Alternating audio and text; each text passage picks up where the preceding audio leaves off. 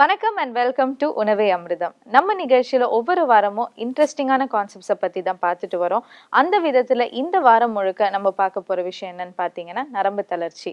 So நரம்பு தளர்ச்சிக்கு prevent பண்ணக்கூடிய நிறைய ஃபுட் ஐட்டம்ஸ் எல்லாம் என்னென்னு பார்க்கலாம். ஸோ முதல் நாளான இன்னைக்கு டாக்டர் என்ன ஐட்டம் சொல்ல போகிறாங்கன்னு அவர்கிட்டே கேட்டு தெரிஞ்சுக்கலாம். வாங்க. வணக்கம் டாக்டர். வணக்கம். ஸோ டாக்டர், ஒவ்வொரு வாரமும் எங்களுக்கு நிறைய விஷயங்கள் நீங்கள் ஷேர் பண்ணிட்டு இருக்கீங்க. பட் இந்த வாரம் நம்ம முழுக்க நரம்பு தளர்ச்சியை பற்றி தான் பார்க்க போகிறோம். ஸோ ஃபுட் ஐட்டம்ஸ் அப்படின்னு போகிறதுக்கு முன்னாடி நரம்பு தளர்ச்சினா எக்ஸாக்ட்லி என்ன டாக்டர்? அது என்ன மாதிரியான ஒரு பாதிப்புன்னு மக்கள் மத்தியில் நீங்கள் ஒரு ஒரு விழிப்புணர்ச்சி கொடுத்தீங்கன்னா நல்லாயிருக்கும். இப்போ நரம்பு தளர்ச்சி அப்படிங்கிறத பொறுத்த வரைக்கும் ஒவ்வொருத்தரும் ஒவ்வொரு விதமான அறிகுறிகளை வச்சு அவங்க சொல்கிறாங்க. இப்போது பழங்காலத்தில் சித்தர்கள் என்ன நரம்பு தளர்ச்சி அப்படிங்கிறத சொல்கிறாங்கன்னா, சில விதமான அறிகுறிகள் சொல்கிறாங்க. உடல் சோர்வு ஏற்படுறது, கை நடுக்கம் ஏற்படுறது, ஒரு ஒரு விஷயத்தை கூர்ந்து செயல்படுத்த முடியாமல் போகிறது, அதுக்கப்புறம் ஒரு முழுமையாக ஒரு வேலையில் ஈடுபட முடியாமல் போகிறது அப்படிங்கிறதுல நிறைய ஒரு அறிகுறிகள்லாம் சொல்கிறாங்க. இது எல்லாமே நரம்பு தளர்ச்சி அப்படிங்கிற ஒரு எண்ணத்தில் தான் சேருது. இக்கால ஆய்வு, இப்போ இருக்கக்கூடிய ரீசன்ட் சயின்ஸ் நரம்பு தளர்ச்சிங்கிறது எதை சொல்கிறாங்க அப்படின்னாச்சுன்னா, மூளை மண்டலம் அப்படின்னு ஒன்று இருக்குது. அதாவது மூளை, அதனை சார்ந்த உறுப்புகள், அதனுடைய செயல்பாடுகள் அப்படின்னு இருக்குது. அது முள்ளந்தண்டின் வழியாக, அந்த நரம்பு கற்றைகளின் வழியாக உடம்பு முழுவதும் அந்த உணர்வுகளை கடத்தி கொண்டு போய் போகுது. மூளை நினைக்கிறத உடம்பு முழுவதும் கொண்டு செலுத்துறது அந்த நரம்புகள். அந்த தொடு உணர்ச்சி முழுமையாக அந்த நரம்பு மூலமாக கடத்தப்பட்டு மூளைக்கு சேருது. அதாவது பிரெயின்லேருந்து பெரிஃபரல் நர்வ்ஸ் வரைக்கும், பெரிஃபரல் நர்வ்ஸ்லேருந்து பிரெயின் வரைக்கும் போகிறது. இந்த டிரான்ஸ்போர்ட், இந்த இயக்கம் அப்படிங்கிறதுல ஒரு குறைபாடு இருந்தது அப்படின்னாச்சுன்னா அது நரம்பு தளர்ச்சின்னு சொல்கிறாங்க. ஊட்டச்சத்து குறைபாடுனால வரக்கூடிய நரம்பு தளர்ச்சியை நீக்கக்கூடிய 5 உணவுகள் தான் நம்ம பார்க்க போகிறோம். பெரும்பகுதி 90லேருந்து 95% வரைக்கும் இந்த நரம்பு தளர்ச்சி வர்றதுக்கான காரணம்ங்கிறது ஊட்டமான உணவு இல்லாதது தான் காரணமாக இருக்குது. ஸோ முதல் நாளான இன்னைக்கு என்ன மாதிரியான ஒரு ஃபுட் நீங்கள் சொல்ல போகிறீங்க? இந்த நரம்பு அப்படின்னாச்சுன்னா முதன்மையாக நம்ம சொல்லக்கூடிய விஷயம் கருப்பு உளுந்து தான். ஓகே. அந்த கருப்பு உளுந்து தான் நரம்புகளையும் தசைகளையும் இணைக்கக்கூடிய அந்த ஜங்ஷன், நியூரோ மஸ்குலர் ஜங்ஷன்னு சொல்லுவாங்க. அதை ஒரு பலப்படுத்தக்கூடிய தன்மை இந்த உளுந்துக்கு தான் இருக்குது. மிகவும் முதன்மையான ஒரு பொருளாக நம்ம உளுந்து சொல்லலாம். அதுவும் இந்த கருப்பு உளுந்து, தோலோடு இருக்கக்கூடிய உளுந்து தான். அதை அடிப்படையாக வச்சு ஒரு உளுந்து கஞ்சி, சாதாரணமான இல்லாமல் கருப்பு உளுந்து தேங்காய் பால் கஞ்சின்னு பேர் இதுக்கு.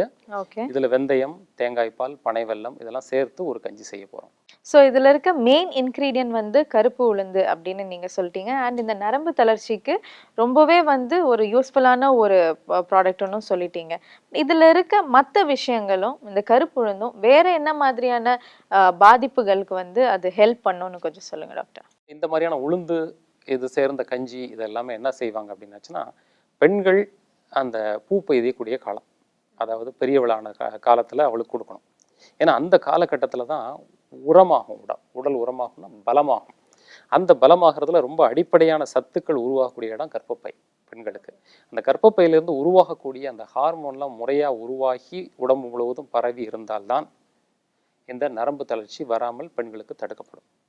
இப்போ காலத்துல ஆண்களை விட பெண்கள் மனப்பதற்றத்தோடையும் அந்த நரம்பு தளர்ச்சியோடு இருக்கிறதுக்கான காரணம் என்ன அப்படின்னாச்சுன்னா, அந்த 16 நாள், பெரியவளான 16 நாள் போதுமான ஊட்டம் கிடைக்காமல் இருக்குது. அதுக்கு இந்த கஞ்சி மிகவும் உதவியா இருக்கும். அடுத்தது ஆண்கள்னு எடுத்தாச்சுன்னா, ஆண்களும் அந்த பருவம் எய்தக்கூடிய காலம்னு வெளியில தெரியாது பெண்களை மாதிரி. இந்த 13 வயசுலேருந்து 19 வயசு வரைக்கும் இந்த உளுந்து அதிகமாக சாப்பிடக்கூடிய ஒரு தன்மை ஏற்படுத்தணும். அப்படிங்கிறதுனால தான் ஆண்களுக்கும் சரி பெண்களுக்கும் சரி குழந்தை பேரின்மைங்கிறது இந்த காலத்தில் அதிகமாக வந்துட்டு இருக்குது. ஆண்களுக்கு அந்த ஒரு சிறப்பாக செயல்பட முடியாத நிலை, பெண்களுக்கு முழுமையாக அந்த விந்தணுக்களை உள்வாங்க முடியாத நிலை, இதெல்லாம் ஏற்படுறதுக்கு இந்த நரம்பு தளர்ச்சி ஒரு காரணமாக இருக்குது.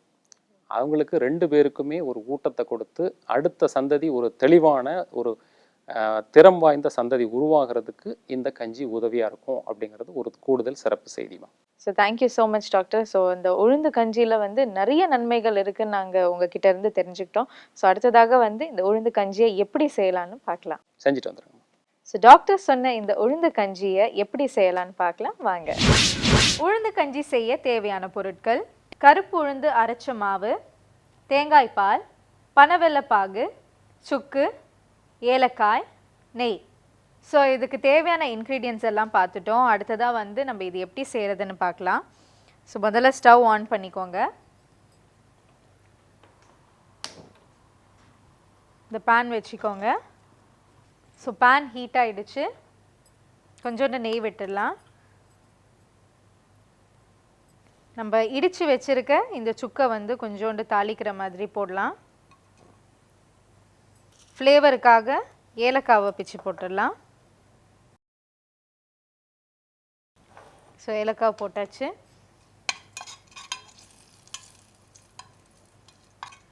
ஸோ ரெண்டும் நல்லா ஃப்ரை ஆனதுக்கப்புறம் நம்ம ஊற வச்சு அரைச்சி வச்சுருக்க இந்த உளுந்து மாவை இதில் ஊற்றிடலாம்.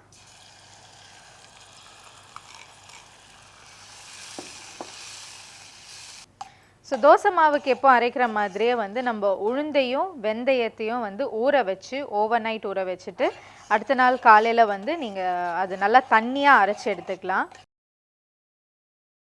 ஸோ இந்த மாவு தண்ணியாக இருக்கிறதுனால நல்லா அது வந்து ஒரு சிம் ஃப்ளேமில் வந்து நல்லா கொதிக்க விடுங்க.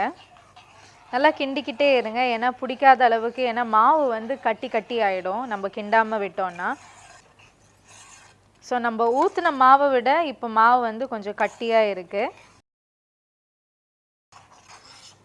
ஸோ மாவு வந்து நல்லா திக்காயிடுச்சு. ஸோ இதிலே வந்து உளுந்து நல்லா வெந்திருக்குன்னு அர்த்தம். கொஞ்சம் வெள்ளை பாகை சேர்த்துக்கலாம். ஸோ இதோட வெள்ளை பாகும் நம்ம சேர்த்துக்கிட்டோம். ஸோ டாக்டர் சொன்னதுலேயே உங்களுக்கு தெரிஞ்சிருக்கும், இந்த உளுந்து கஞ்சியால் வந்து இந்த நர்வஸ் டிஸார்டர்ஸ், அதாவது நரம்பு தளர்ச்சி பிரச்சனைகள் எல்லாம் நீக்கக்கூடிய ஒரு சக்தி இருக்குது இந்த கஞ்சிக்கு. ஸோ இப்போ இந்த வெள்ளைப்பாகு ஆட் பண்ண உடனே இந்த உளுந்து கஞ்சியோட கலரே மாறி இருக்கு பாருங்கள், இந்த ப்ரௌன் கலர் வந்துடுச்சு. ஸோ கஞ்சி வந்து அந்த நம்ம தண்ணியாக ஊற்றிருந்தோம் ஆரம்பத்துலேயே, இப்போது அது உளுந்து நல்லா வெந்து அதோட வந்து இந்த வெள்ளைப்பாகும் வந்து சேர்ந்து பிளெண்ட் ஆகி ஃபுல்லாக மிக்ஸ் ஆகிடுச்சு. ஏன்னா கம்ப்ளீட் ப்ரௌன் ஆகிடுச்சு கஞ்சியே. ஸோ இதோட பிளெண்ட் ஆன இந்த மிக்சரோட வந்து நம்ம கடைசியாக தேங்காய் பால் ஊற்றுறோம். தேங்காய் பால் எடுத்து வச்ச இந்த தேங்காய் பாலை இதோட மிக்ஸ் பண்ணி லைட்டாக ஒரு ஃப்ளேமில் மிக்ஸ் பண்ணி நம்ம எடுத்துடலாம்.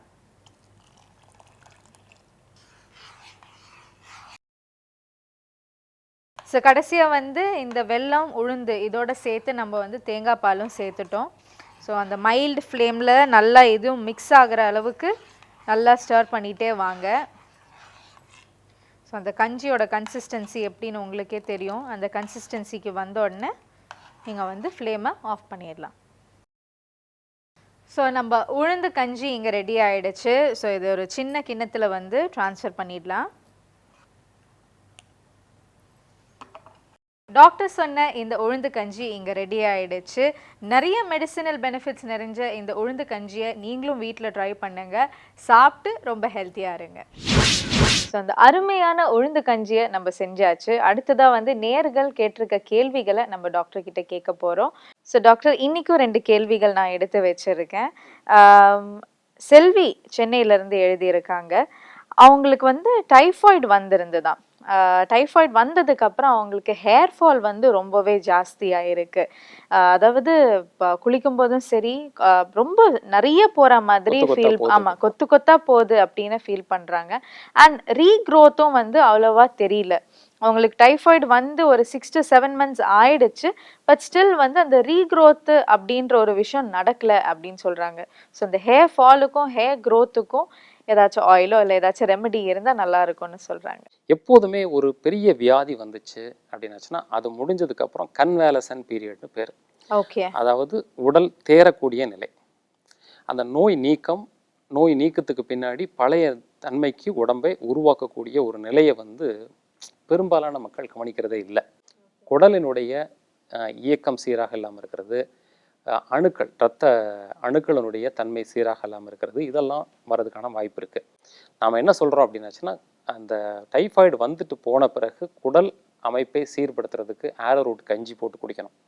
தொடர்ச்சியாக ஒரு மாதமாவது அவங்க காலையிலையும் மாலையிலையும் அந்த கஞ்சி போட்டு குடிக்கணும். அதே மாதிரி மாதுளை முத்து நிறைய சாப்பிடணும். மாதுளம்பழச்சாறு, இஞ்சி, கருவேப்பிலை சேர்ந்த கலவையை ஒரு சாறு மாதிரி பண்ணி அவங்க சாப்பிடணும். அதே மாதிரி பேரிச்சம்பழம், அத்திப்பழம், இந்த மாதிரி பழங்கள் வந்து நிறைய உணவில் எடுத்துக்கணும்.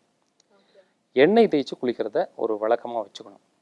அதுக்கப்புறமா வந்து ஒரு பேதி மருத்துவம், உடம்பை சுத்தப்படுத்தக்கூடிய மருத்துவம் எடுத்துக்கிட்டு ஊட்டமான உணவுகள் அவங்க சாப்பிட்டு வரணும். இப்போ நம்ம சொல்லக்கூடிய அந்த மிளகு ரசம், அப்புறம் நாட்டு தக்காளி போட்டு செய்யக்கூடிய அந்த உணவு, தக்காளி சாதம் மாதிரியான சோறு, அதுக்கப்புறமா கருவேப்பிலை, இஞ்சி, பூண்டு இதெல்லாம் உணவில் நிறைய சேர்த்துக்கிறது, இது மாதிரியான பொருட்கள் எல்லாம் சேர்த்து உடம்பை பழைய கட்டு உடலாக மாற்றுறதுக்கு ரொம்ப முக்கியம். அவங்களுக்கு மேலோட்டமாக தெரியறது நல்லா சொல்கிறோம், முடி உதறது, இது மாதிரி உடல் உள் உறுப்புகள் எல்லாமே பாதிப்படைஞ்ச நிலைமையில தான் இருக்குது, மீண்டும் இயல்பு நிலைக்கு வரலை. அது வர்றதுக்கு ஒரே ஒரு அறிகுறி, உடம்பும் மனதும் ரொம்ப அமைதியான நிலைமையில் இருக்கிற வரைக்கும் அவங்களுக்கு அந்த முடி உதறது இல்லாமல் இருக்கும். ஸோ டாக்டர், அடுத்தது பிரியா கன்னியாகுமரியிலேருந்து எழுதியிருக்காங்க. அவங்க கல்யாணம் ஆகி 2 வருஷம் ஆயிருக்கு. 2 வருஷத்துக்கு வந்து அவங்க பேபி பிளான் பண்ணலை, பேபி வேண்டாம் அப்படின்ற மாதிரி இருந்திருக்காங்க. இப்போ வந்து பேபிக்காக பிளான் பண்ணிட்டு இருக்காங்க, பட் குழந்தை உருவாகலை. ஸோ அதுக்கு என்ன மாதிரியான ஒரு உணவு முறைகள்லாம் வந்து எடுக்கலாம் அப்படின்னு கேட்குறாங்க டாக்டர். பொதுவாக நம்ம இந்த கேள்வி மூலமாக பொதுமக்களுக்கு சொல்லக்கூடிய விஷயம் என்ன அப்படின்னாச்சுன்னா, பெரும்பாலும் குழந்தை உருவாகிறது தள்ளி போடாதீங்க. ஏதோ ஒரு காரணத்தை காட்டி 2 வருஷம் தள்ளி போடுறது, நான் வந்து வீடு வாங்கின பிறகு குழந்தை பிறந்துக்கலாம், அல்லது நான் எனக்கு நல்ல வேலை கிடைச்ச பிறகு பண்ணிக்கலாம் அப்படின்னு நிறைய பேர் தள்ளி போடுறாங்க. அந்த மாதிரி நிலை மாறணும் அப்படிங்கிறது தான் நம்மளுடைய முதல் கருத்து. கல்யாணமான உடனே எவ்வளோ எளிதாக எவ்வளோ வேகமாக குழந்தை பெற்றுக்க முடியுமோ அவ்வளோக்குள்ளோ நல்லது. தள்ளி போட போட அவங்களுக்கு மன அழுத்தமும் வேலை சில சிக்கல்களும் வர்றதுனால இந்த குழந்தை உருவாகாமல் போகிறதுக்கு வாய்ப்பு இருக்குது.